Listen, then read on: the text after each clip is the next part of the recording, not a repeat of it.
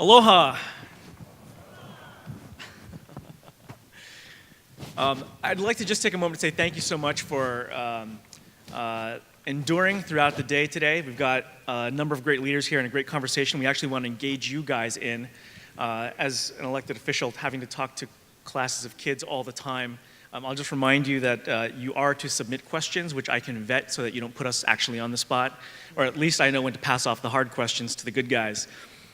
That being said, let me just take a moment to talk about our panel for a second. You know, we often in Hawaii focus on what we're doing, which is really important, but also it's important to get an outside look in sometimes to see where in the context of global and national energy innovation we actually are, what lessons there are to be learned both ways.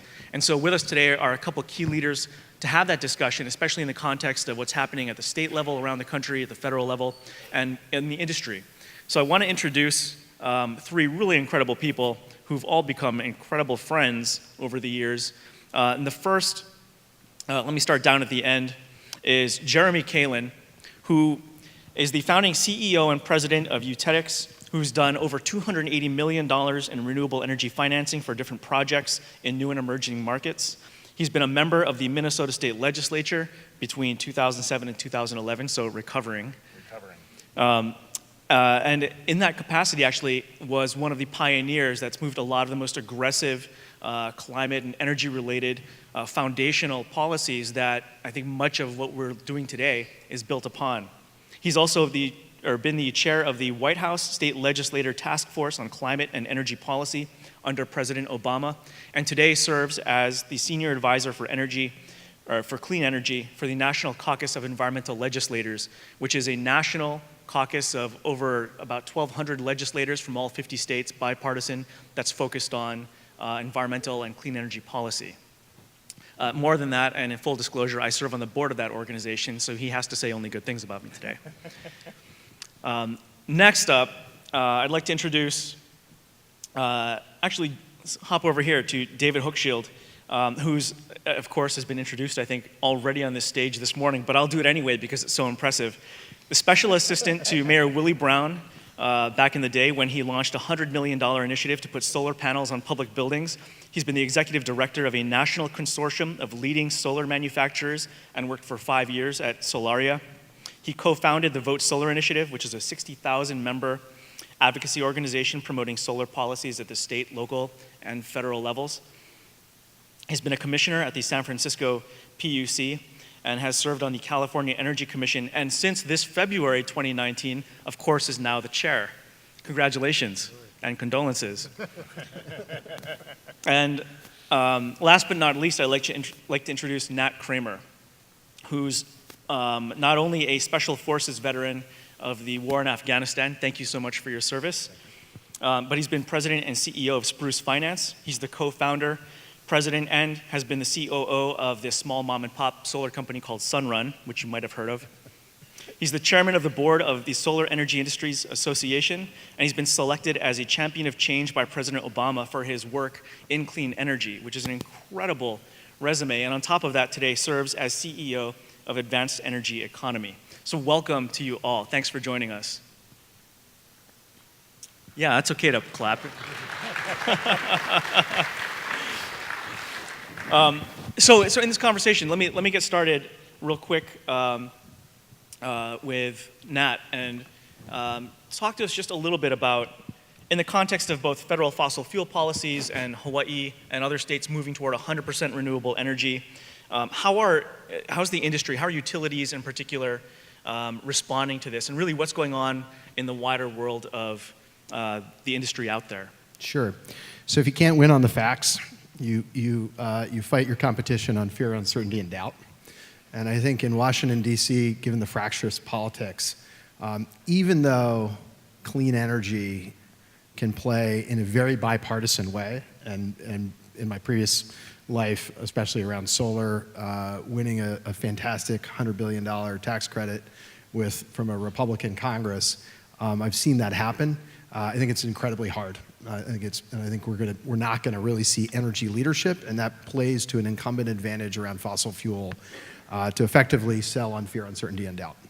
And so what that means is energy policy, no surprise, comes back to the state level. And in the state, you've got to balance a budget. You've got to be more responsive in many ways to constituents and businesses. And so as a consequence, the facts probably matter more. And I think they matter nowhere more than a place that needs to be self-sustaining, like Hawaii. And the facts are the economics of renewable energy and electrification of driving are so compelling. It doesn't matter what your other beliefs about energy are. You know that you can save money with them. They're so compelling in Hawaii that you got to go 100%. And I think your leadership and others' leadership to do that has put a commitment out there that's led the nation. And that commitment creates policy certainty in many ways to say, we are going to do a bunch of sub-policies under that that are going to allow investment in innovation. And we're seeing our companies, which range everything from Schneider, Microsoft, Tesla, Bloom Energy, you name it, large utility-scale solar companies, anybody who's innovating and investing tens of billions of dollars in a clean economy that is renewable, electrified, are looking at a place like Hawaii and saying, this is a place we now can invest and do business and help them meet their goal. So I think what you're going to find happen is you'll get to 100% clean before 2045, a lot before it, despite what you might have heard somewhere, a little bit on this panel. And it's so compelling that you can look at markets like Indiana, where the utility decided that they would go 100%, one of the utilities, NIPSCO, decided they would go 100% clean in 10 years. Not because anybody told them to, but because the economics compelled them. It is cheaper for them to retire their coal fleet today than maintain it and then move to solar and wind in Indiana. To put this in perspective, if you're in Indiana, you pay like 10 cents for power. I think if I asked everybody who lives here in Hawaii to want to pay 10 cents for power, I could line up and sign you up at the door. That's sort of how we sold Resi Solar here for that small mom and pop. So those economics are compelling a move, I think, for policymakers to say, we can follow Hawaii's lead, we can make commitments and start to enact legislation and regulation that supports a transition and then adoption. And so you see that in places like Illinois. We worked with 20 governors, or 20 folks running for governor across the country last year. 7 of them are elected. 5 of them have already publicly announced 100% clean plans. You're seeing commissioner appointments. You're seeing legislation start to move. And that really comes from Hawaii's leadership in many ways. So you're not alone, and you will benefit from being in the lead, and you'll benefit from the scale of what's going on the mainland. Thanks so much. So don't stop. You're applauding yourself, which is good. Keep going. Tell us how great we're doing. So David, in California, we've heard a lot about, I think today on multiple panels, discussion about where the state's going. California, of course, dwarfs Hawaii in size. It's the 5th largest economy on the planet at this point, closing in potentially on the 4th. And just by sheer volume, by sheer breadth, obviously where California goes, so the saying goes, so goes the rest of the country and the rest of the world, certainly the marketplaces therein. So for California, I think in the context of all of that, Hawaii has been this teensy-weensy little speck out in the Pacific. And what we do here hasn't really made a big impact on, obviously, our carbon emissions, on climate change, and all the things, because we're just one small piece of it. But we do have relationships with other states, California as well. And if we work together, obviously, there's economies of scale. So in California, has what we've been hearing about Hawaii for some time, that we are definitely an outlier, we are not like the rest of the mainland, has that been something that for California in a different context has really had an impact on your ability to move forward? And does your path as a result differ than ours here because of these different characteristics? And where do you see that going? Well, first of all, Chris, thanks for hosting this discussion and for those very gracious introductions earlier that felt a little bit closer to eulogy than intro. So we gather here today. Look, as I said earlier today, you don't have to be a big state to make a big difference. And I can tell you with absolute certainty, our 100% clean energy law wouldn't have happened, or certainly wouldn't have happened as quickly as it did without your leadership. It really, it just set the tempo, and now We have 100% in law in New Mexico, in DC, in California, and introduced in another 8 states, and then there's study bills in another 4 states beyond that. And I think it's going to follow the trajectory that the original renewable portfolio standard did, which is law in 29 states. So things can move much more quickly than conventional wisdom suggests.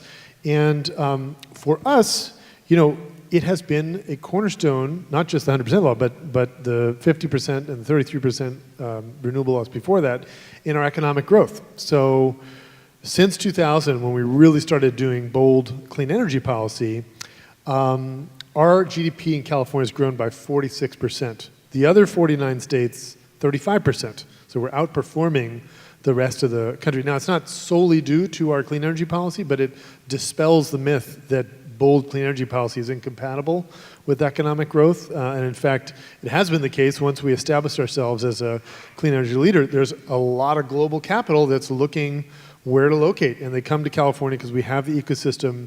And the philosophy that we have followed, which is very much in line with the philosophy you have here in Hawaii, is a philosophy of sustained, orderly development. You have market certainty that goes out decades, and you send the message that there's stability, and that's what is needed for investment to occur. And I would just say, we think about the landscape in which we're working now in states like Hawaii and New York and California and others that are pushing hard on renewables. There are fundamentally 3 differences between how the federal government supports renewable energy or doesn't, and what happens at the state level. So and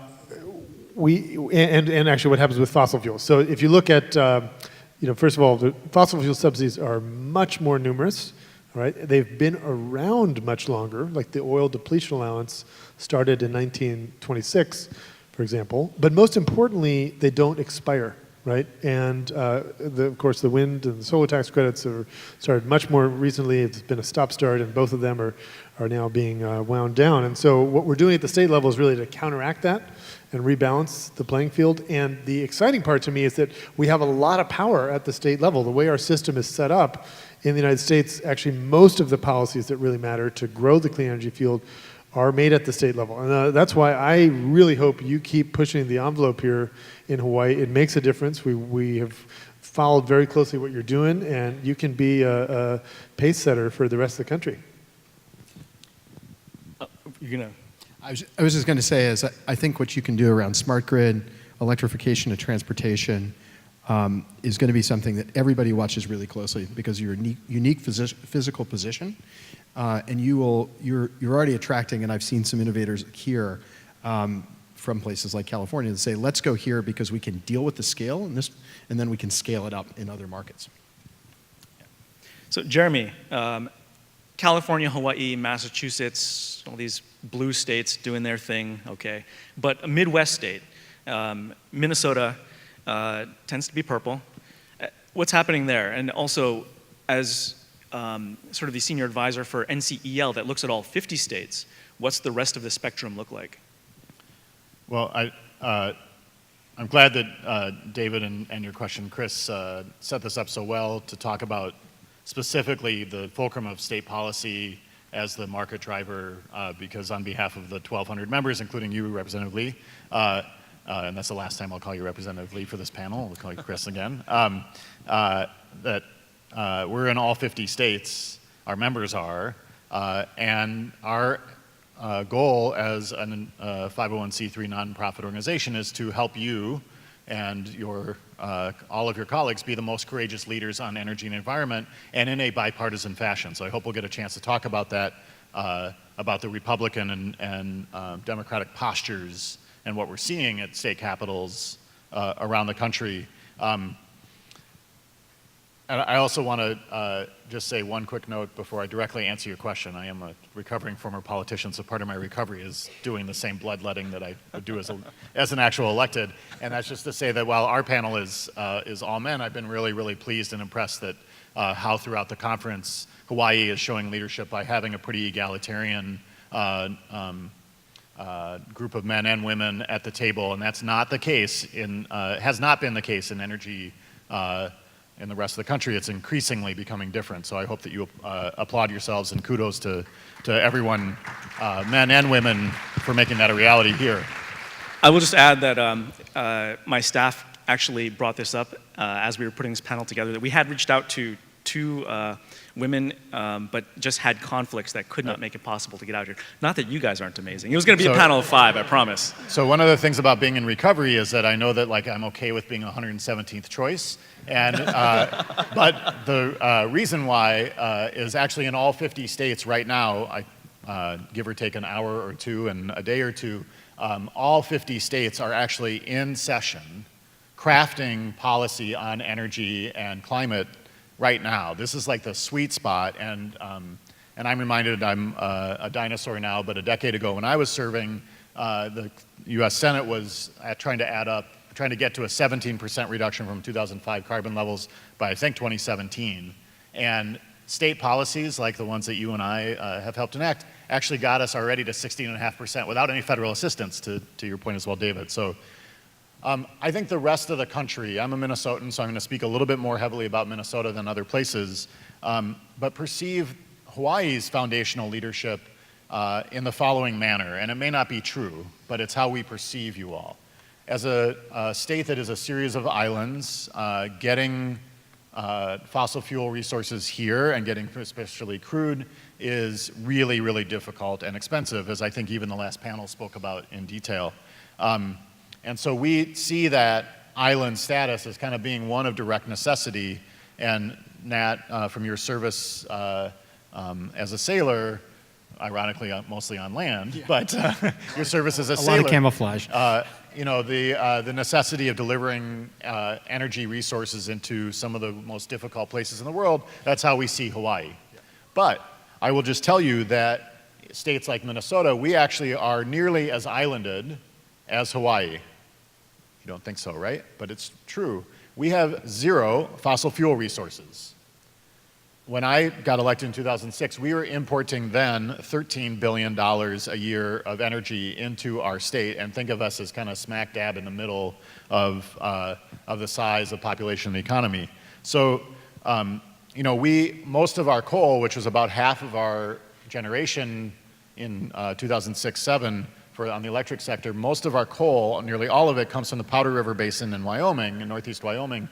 And I can tell you our state epidemiologist was really concerned about one of the top 5 public health issues in our state being influenza hitting the neighborhood in Wyoming where 3 of the 6 locomotive engineers that drive the special trains, the specially equipped trains, up from the mine to the depot to then get it to Minnesota. He thought that, gosh, if we lost 3 of those 6 engineers, Minnesota a couple weeks later would see a major disruption in our energy supply.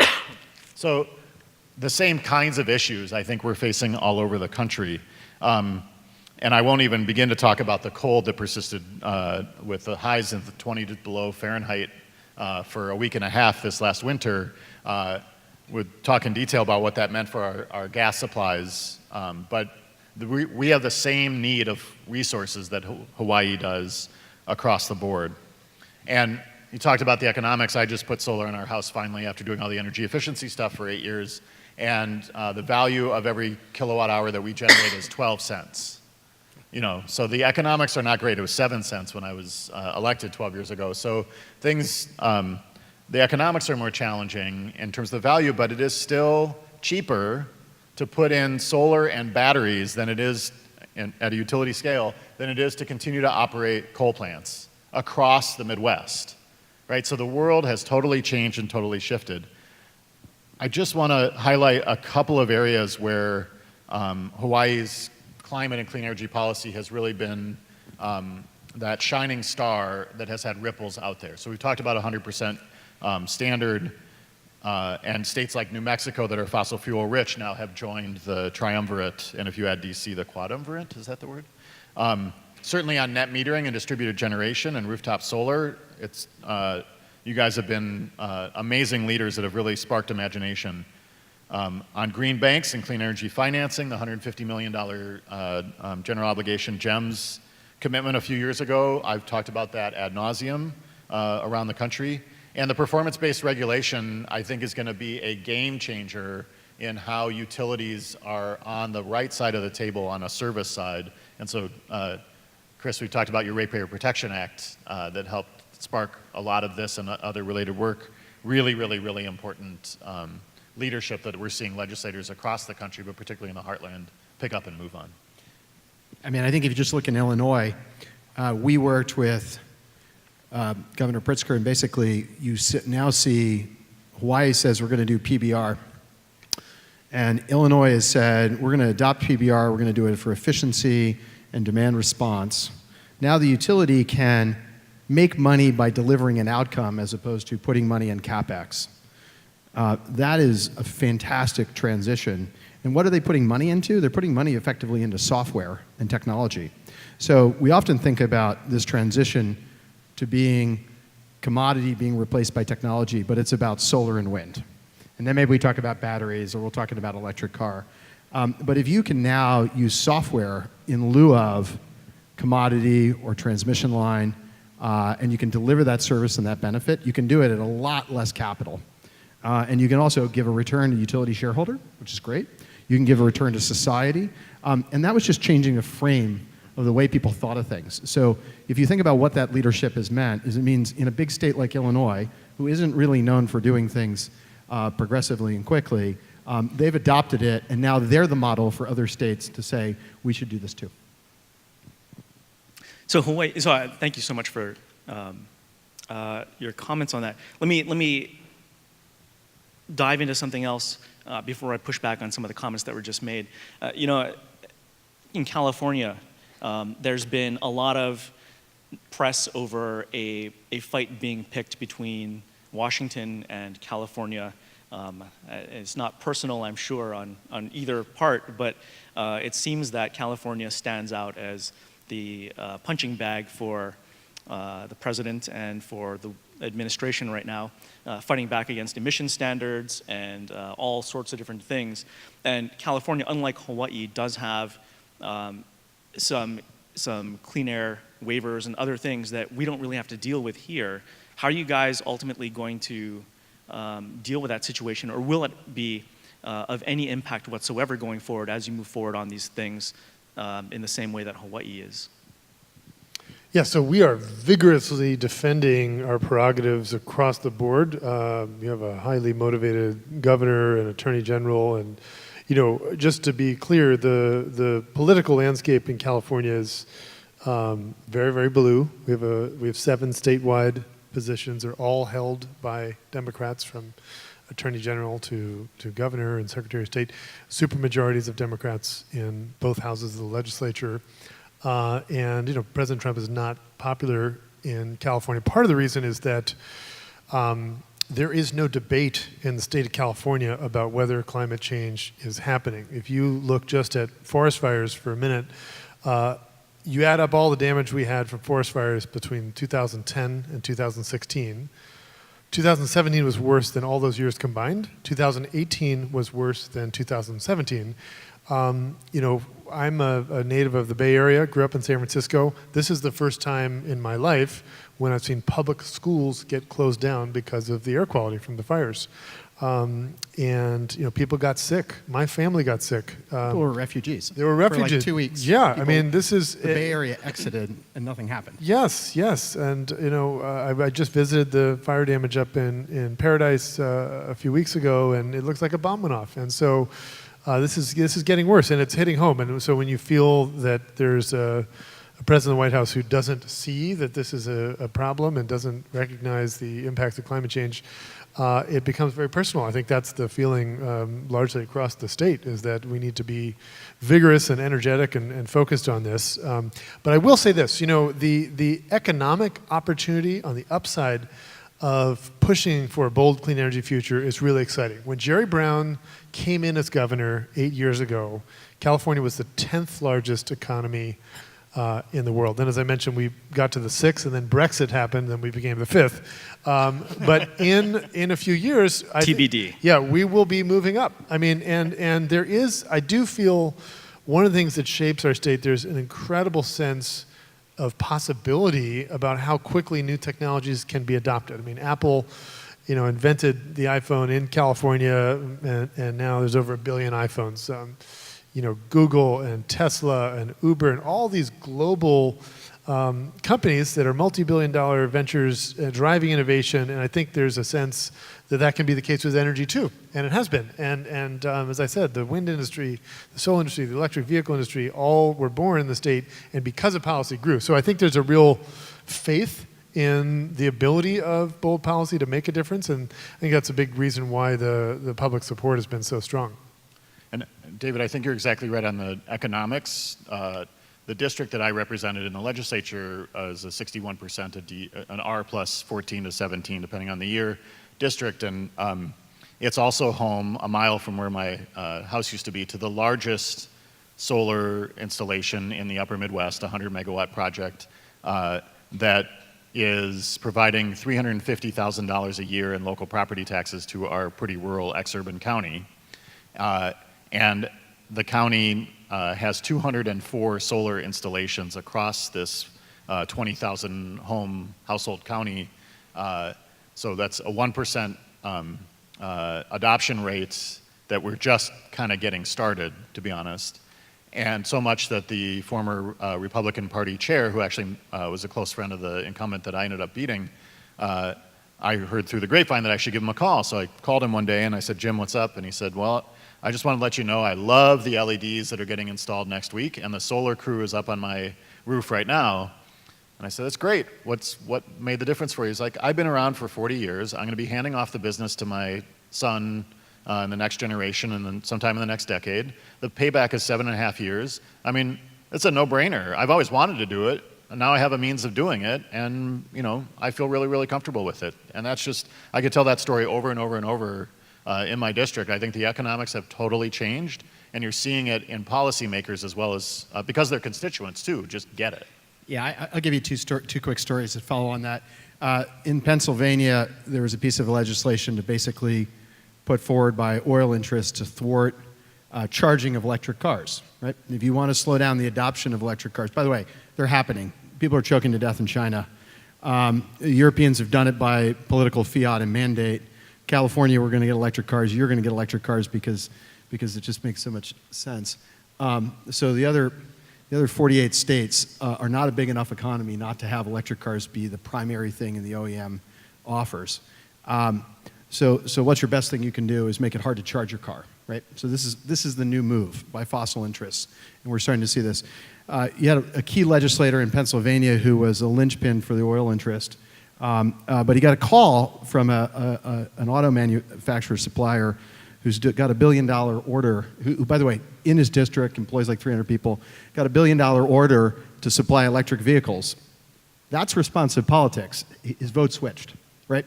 That's what doesn't happen in DC. If you want to talk about where free market economics get behind innovation and technology, we're starting to see alliances where classic, and this is where the bipartisan politics plays into it, classic Republican interests like the Heritage Foundation, or look at the Brookings Institute on net metering. Just go Google net. You want to talk about net metering? Go see what they say about who benefits in net metering. But basically, Heritage came out against Trump when he tried to use the FERC to prop up oil, and it makes you wonder who's for capitalism and innovation and who isn't as a party in the country. But you're seeing bipartisan moves by classic Republicans as well as Democrats who are focused on investment and environment, building a coalition in more and more places. And either legislation legislation that is designed to stop capitalism is getting beat back, or incentives to help adopt are getting pushed forward. So I feel like a member of the House of Commons right now, where if you've been following Brexit, You're not yelling loud enough right now. Not yet, but we'll get there. They basically told Theresa May that like she's no longer in charge, and we're going to take over Parliament and take over control. So sorry, Chris, but we're just moderating our own discussion here. Well, you guys are doing such a good job. You got us warmed up. And now I can't remember where I was going with this. So we're all good. No, let me switch back to Nat for just a second here, because when you talk about the intersection, or I should say the polarized spectrum between federal policy, right now on a lot of this stuff and what some of the states, Hawaii, California, others are doing. I mean, if you're in the industry side and you're utility or you're someone else caught in the middle, like where are most folks going and how are they handling that? Because there are, and this gets into one of the questions being asked, because there are a lot of federal, obviously, tax incentives, a lot of state incentives, and other metrics just beyond the typical RPS and other things. So I think that if you're dealing with wholesale power markets, the real tension becomes among what's happening at your PUC, what's happening at your local RTO or ISO, and what FERC is doing. And that is a place that you have to pay a lot of attention. And one of the risks as a business is that you're watching attempts by the Trump administration to politicize the FERC in a way that hasn't been done before. And so that's hard, right? And so people are very much focused on that and worried about that because that changes the way these free market, or these, let's say, structured capitalist markets is probably a better way to say it. Yeah, capital structure operate. They do operate pretty in a great democracy. I mean, I've had people say, you know, I think we could we couldn't get carbon through Congress, but we could get it at PJM because it's a democratic process. So I think people are very focused on what's happening at FERC. Outside of that, utilities, and I spent a good bit of time with senior leadership of utilities. I had one come to me recently and said, you know, we've classically been against renewables. We're vertically integrated. We own all this stuff. It would really be hard for us to get to the network business model that you have in California and you're working on here in Hawaii. But we know we got to go 100% clean. And we've got to do it with a whole portfolio of technologies. And we've got to enable third-party companies to operate on our grid. That's our business plan. We haven't announced it. By the way, I can't tell you who it is. But by the way, not only we haven't announced it, we're not going to ever talk about carbon. We're not going to talk about any of these things because it's politically untenable. But the economics are so compelling. We got to do it. And the handwriting is on the wall for our business model. And so boardrooms are a place with people loaded with the right information and with the right shareholder base. You can make a decision about strategy to go in the right direction that's fact-based. And we're seeing it, you know, here in Hawaii. We've seen it in California. We're seeing it places like NIPSCO, National Grid. You start to go down the list. And I don't think you'd find a utility strategy chief. You might find a CEO who's got a legacy set of beliefs, but I don't think you're going to find a utility strategy chief in the country who's and say, you know, within 10 years, I'm pretty much going to be, if not super majority clean, I'm also going to be electrifying transportation, and I'm going to be a grid system operator. Maybe the only one who would not say that is NextEra. But short of that, everybody else. So I think one of the other really interesting sort of closed room kind of boardish meetings that I'm always focused on thinking about serving legislators is that closed door caucus meeting. Now I know this is a place where Hawaii's reality is and California's reality is different than most other states.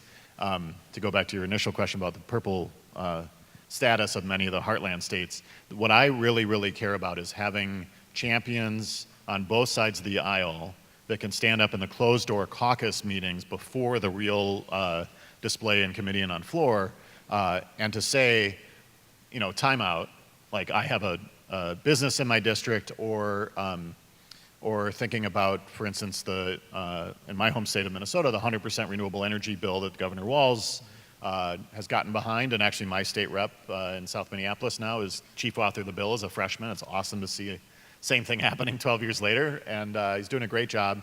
But I actually think it's the narrow Senate Republican majority that's going to be driving the end game conversation.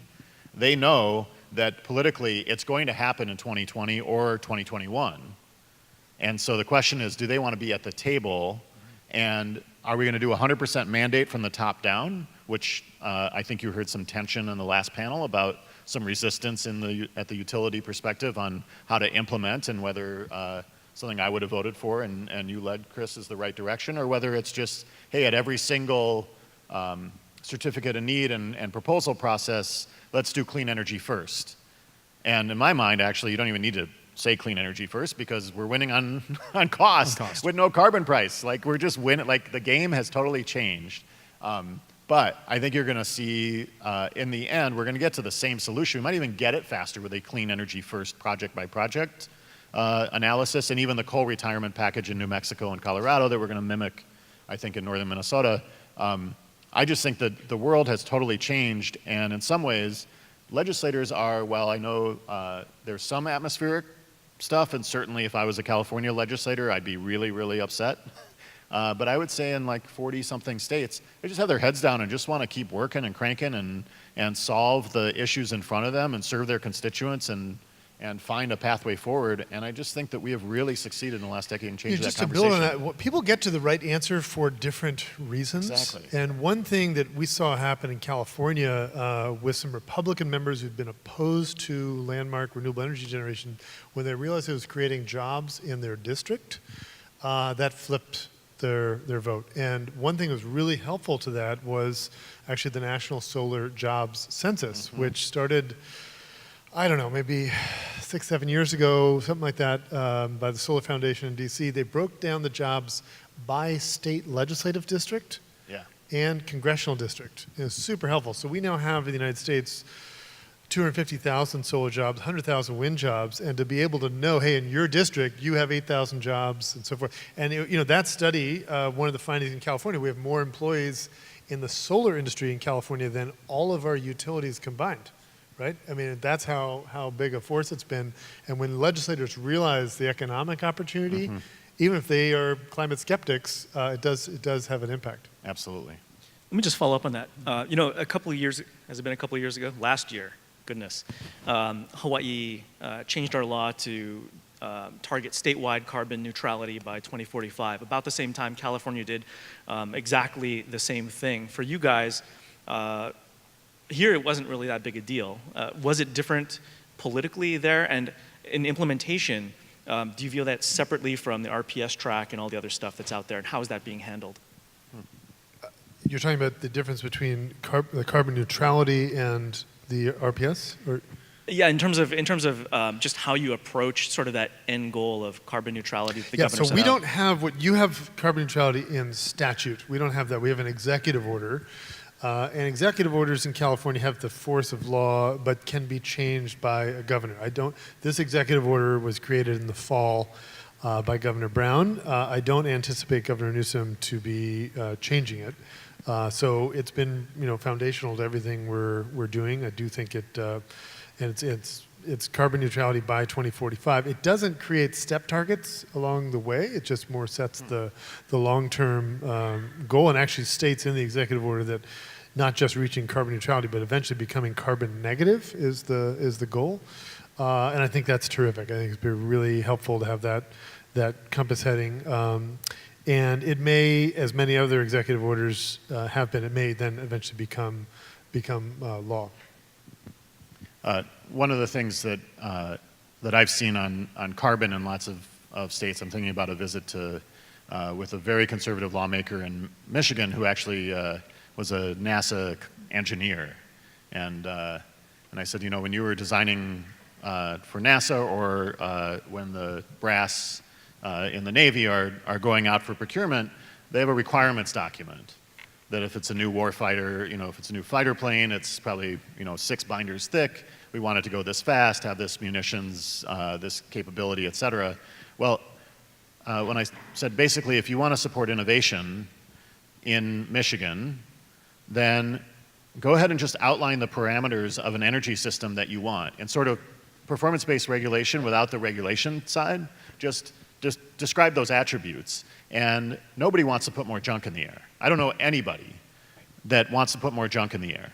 And I don't know anybody who is opposed to spurring greater innovation and sort of the kind of moonshot, sunshot, space race equivalent of just as a region, as a state, as a country solving these problems. And I think we have to do a better job of continuing, and that's why I love performance-based regulation as a framework, because it forces us to articulate those values. Commissioner Potter, if you're out there and talking about the narrowing from 35 to 12 attributes, that's phenomenal because the consensus of getting to what we want allows us to design together that future, and you sort of sidestep those more challenging politics. Chris, I think I shared this with you, that I was a co-author and number two, second chair in our Global Warming Mitigation Act, the second after California.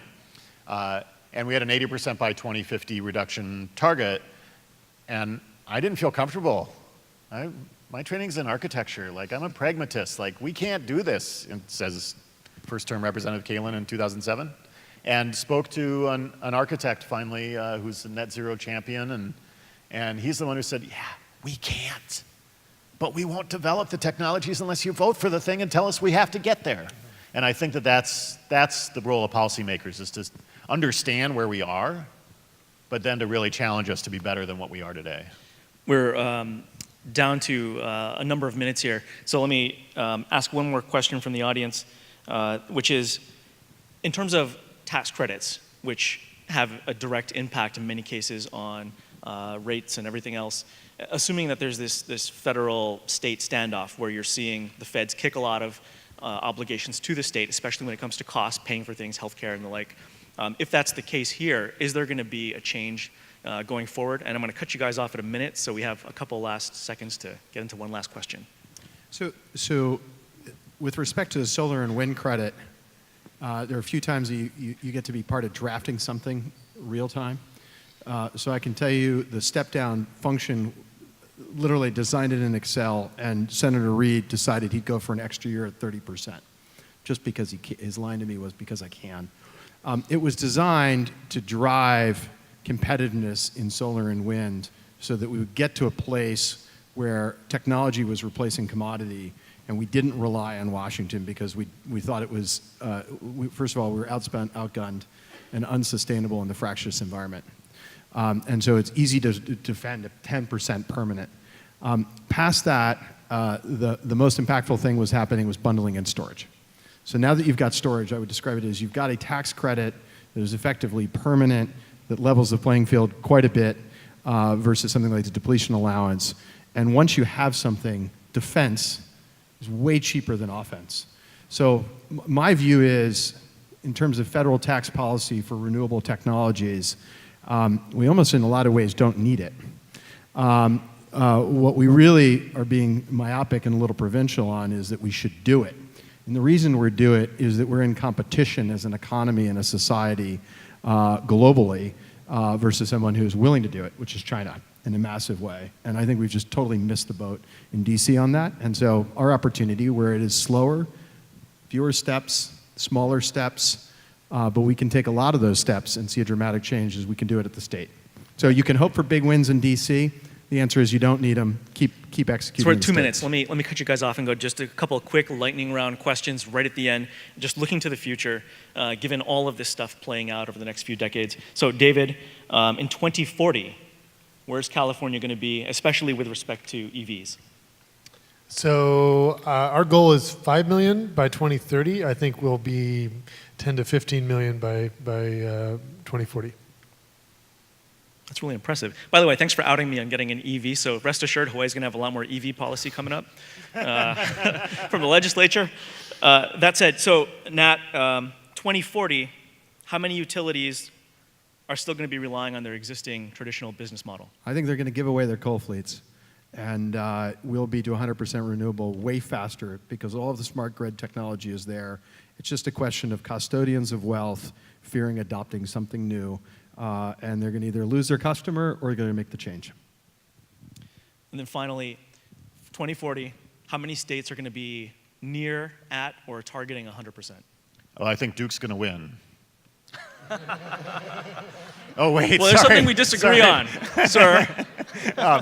I think we're going to see 20 to 25 states with the 100% mandate, and I think we're going to see the effective bottom-up, case-by-case in the remaining 25 to 30 states. I think we will, as a country, be at or near 50% integration by 2035, 2040, and I think we will be 80 to 90% by 2050.